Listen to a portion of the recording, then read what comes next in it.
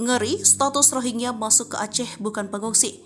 Mahfud MD bongkar skema mafia internasional. Terungkap etnis Rohingya yang berduyun-duyun datang ke Aceh. Indonesia bukan hanya sebagai pengungsi. Menteri Koordinator Bidang Politik, Hukum, dan Keamanan Mahfud MD menyebut jika bertambahnya gelombang pengungsi Rohingya ke Indonesia imbas dari pemain mafia. Dikutip dari Kompas.com, Mahfud MD membongkar mafia yang bermain dalam kasus pengungsi Rohingya ini adalah mafia tindak pidana perdagangan orang. Ia menyebut ada pihak yang sengaja membawa para pengungsi ke Indonesia sebagai tempat transit sebelum dikirim ke tempat lain untuk menjadi pekerja ilegal.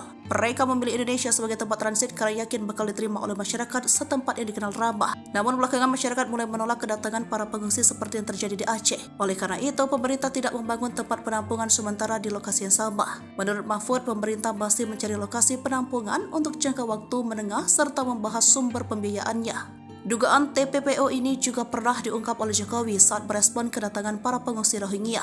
Saya memperoleh laporan mengenai pengungsi Rohingya yang semakin banyak yang masuk ke wilayah Indonesia, terutama Provinsi Aceh. Terdapat dugaan kuat ada keterlibatan jaringan TPPO dalam arus pengungsi ini, tegasnya. Belakangan Polresta Banda Aceh menetapkan seorang pengungsi Rohingya bernama Muhammad Amin sebagai tersangka kasus penyelundupan orang.